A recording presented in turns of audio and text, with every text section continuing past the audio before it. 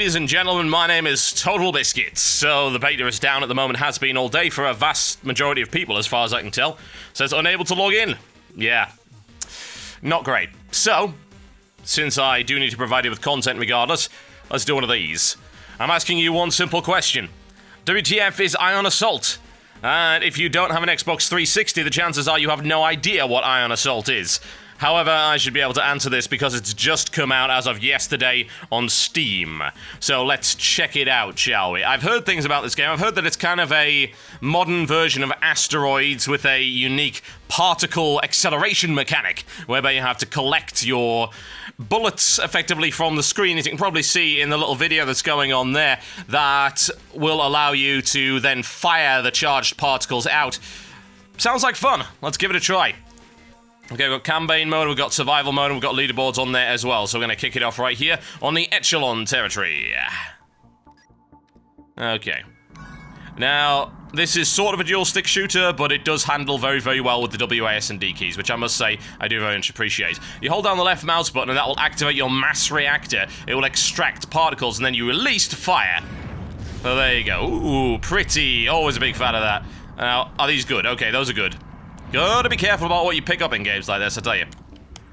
Can sometimes be very, very dangerous. So you sort of fire a stream of particles, and it seems like there's a limited amount of these on a particular level. Hey, we've got a good amount there. Let's fire that. There we go. We're not doing too well here. Oh, there we go. Is it gonna crack? Yeah, that's what I'm talking about.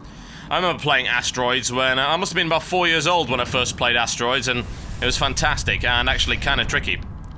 Big fan of it, though. Good to see a little bit of a comeback of that, and it is a very unique mechanic. I'm not entirely sure if I like it yet, but I'm sure I can work it out. It does have pretty colors, which is important in games like this. If you're going to do a dual-stick shooter, then it's got to be as pretty, if not prettier, than Geometry Wars. And if it's not, then you failed miserably. There we go. Ooh, what's that? That, apparently, is a power-up. So let's actually shoot it and kill it. Like, the problem is, you sort of don't really know how much power you've got in your shots until you actually fire them, so it's a little bit difficult to be specific. Okay, I have gravity boost. That assume that I'm collecting everything ever. There we go. Fires the missiles. Oh, yes. It's almost as colourful as Beat Hazard, although not quite.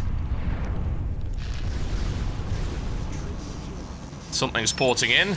Is that a boss? It might be a boss. Looks like a boss. Maybe it's a power-up. Who knows? Let's kill it anyway.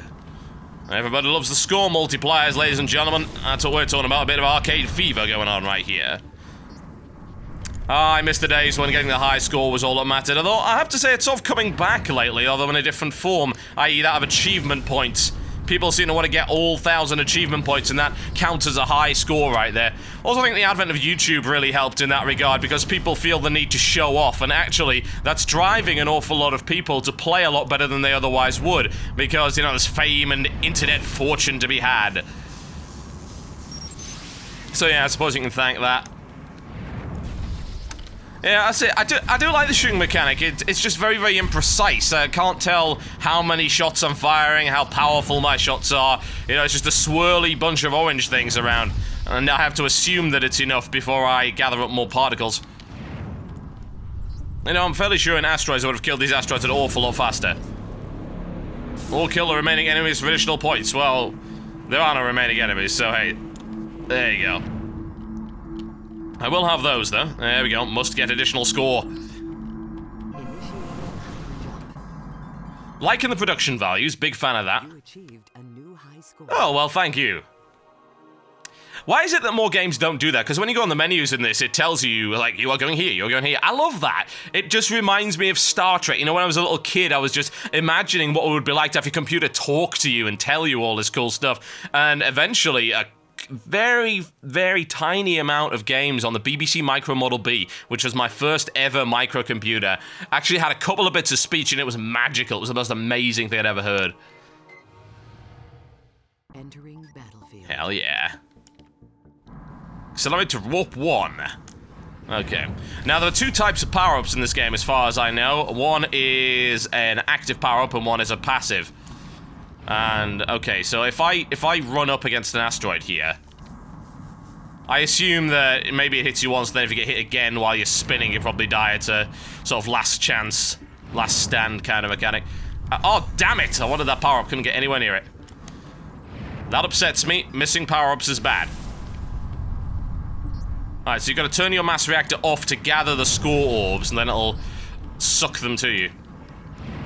We're looking to increase the multiplier right here. That's where every dual-stick shooter these days is an excuse to show off really fancy particle effects. Do I complain about that? No. Like pretty colors, ladies and gentlemen. That's the way you have to go when you're doing your shooters. Doesn't have to look amazing, doesn't have to have the best graphics in the world, but as long as it's got a lot of swirly, pretty colors and explosions, then you're doing it right. I could use the wormhole, or is that a power-up dude? There we go. No, that's actually an enemy. Okay. Lack of power-ups is upsetting. Let's gather up as many orbs as possible. See how much damage we can do here. Need more. Much more. All the orbs, they will be mine. Mine! Fire the orbs. And I missed. I'm so terrible. They sort of spray out in the vague direction where you're aiming. It's got a little laser pointer.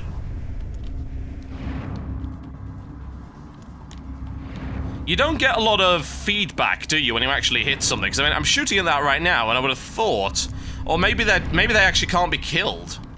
That's a possibility.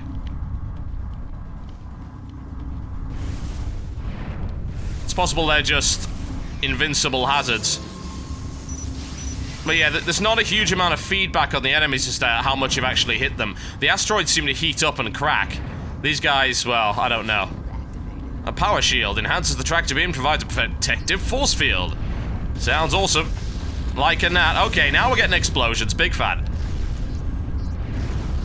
There we go.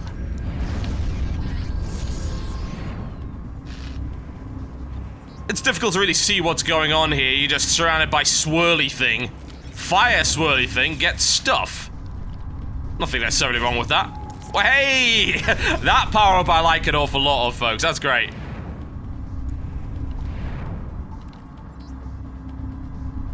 If I've got a problem with this game, I'm trying to think of where it would go from here. Like I say, games like this seem to survive and fall on a few things. Enemy variety is one. How fun the combat is another. And the combat is... it's alright. It's not the best dual-stick shooter combat I've ever seen, though. It's a very unique gimmick that they've got going on here. Okay, I can blow up that one, but I can't blow up the others, apparently. Fair enough. I say, these guys don't take any damage. And I've died once, okay.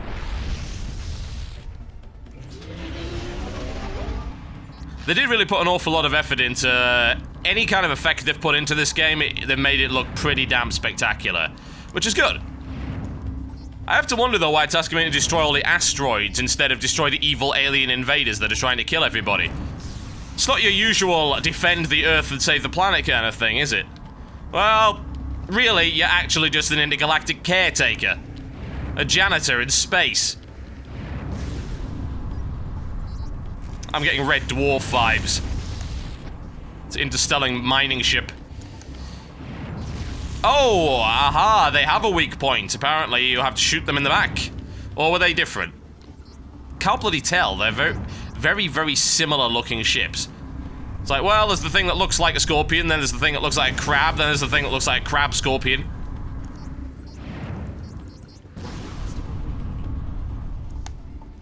I like how the alien ships that are trying to kill you are not classified as obstacles. Sort of like the galactic equivalent of potholes, isn't it?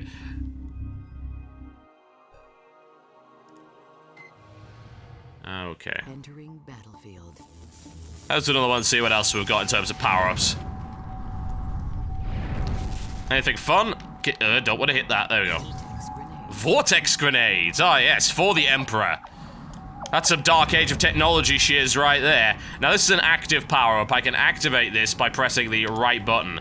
So, let's give it a try. Ooh! Oh, yeah, that's fun. That's what I call a power-up, ladies and gentlemen.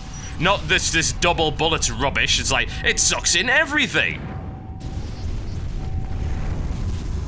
This is getting progressively better and better. I mean, this did get quite high reviews when it came out on the Xbox 360 as an exclusive. And, you know, I like looking at games like that. I prefer to wait for games like this to come out on PC. When it comes to console, I generally turn it on and I dedicate myself to it for quite some time. When it comes to little arcadey games, I like to play them on PC more, honestly. I don't have any more Vortex Grenades. Yeah. Oh yeah, this is good stuff. This is very hard to be cynical about. It seems like a very well-designed shooter. Now I'm getting used to the gimmick. It's really nice. So, you know, the majority of the time you're dodging around, collecting up a reasonable amount of particles, and then sort of firing them at the enemy. Like I say, aiming is a tad imprecise, but not terrible. Especially when you build up enough, you've got this massive spray anyway, so it really doesn't matter all that much. And you are, of course, also going for score multiplayer. Oh, I've got another one. Hey, hey, there we go. Those are fun. I like those a lot. Yeah, if you want to go on this is, I think it's on Steam at the moment. I think I picked it up for £6 maybe. I think it's about $10. So it's not an unreasonable price. It's the kind of price that you would expect. It's the same price you paid on the Xbox. And so I think it was released for 800 Microsoft points. Seeker drones. I assume I have to release these things. There we go. Release many, many Seeker drones. Bring me your goods. In tribute. Oh my god, it's a bunch of space raisins. Get away. You know, you can make everything better by just adding the prefix space to it. Space raisins. Space armchairs. Space heating. It gives you this futuristic vibe. It's like, oh, it's not a real central heating system. It's not a mundane, run-of-the-mill central heating system. It's a space heating system. Oh, yes. That would be a great marketing play. I don't know why more companies don't do that. They say, oh, it's this in space. Yeah. Because let's be honest, space is awesome. Carl Sagan taught me that. Oh, there we go.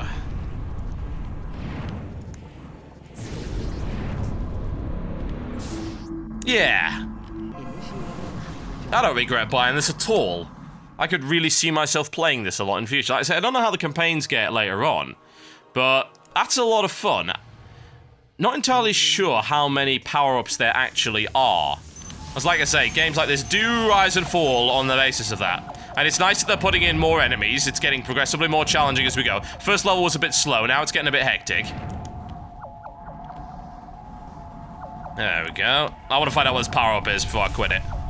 What have we got? Plasma Taurus. Create a devastating ring of ion particles. Okay. Okay, I can activate this.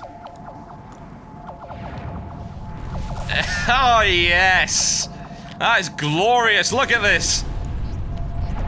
So much stuff. I don't even know what I call it. It's just stuff. And I'm dead. Oh, yeah. Liking this a lot, ladies and gentlemen. It's called Ion Assault. You can get it on Steam. You can get it on Xbox 360. And it has achievements. Very important. It even says achievements, just to remind you. How many achievements does it have? Because we know this is what's going to determine exactly who buys it and who doesn't. I don't know if you can actually see the Steam overlay. Maybe you can. If you can't, there's 18 Steam achievements. True skill, 5 million points in campaign mode. Oh, yes. It's good stuff. Doesn't even have a multiplayer or anything like that, as far as I can tell. It's got leaderboards, it's got survival, and that's the modes that you've got. Like I say, very stylish. Got a very unique mechanic. I do appreciate that they've actually put some effort into the controls on the PC. You don't need to use a pad for this to be playable at all. It is more than playable with WASD and the mouse. It actually works really well. Very precise, feels very smooth. So yeah, a hearty recommendation on this one, honestly. I really can't pick an awful lot of fault with it for what it is. The only thing I'll probably say is it might get repetitive if you're not a fan of dual-stick shooters. And if you're not a fan of dual-stick shooters, why are you buying it anyway? My name's been Totalbiscuit, and that has been WTF Is Ion Assault. I'll see you next time.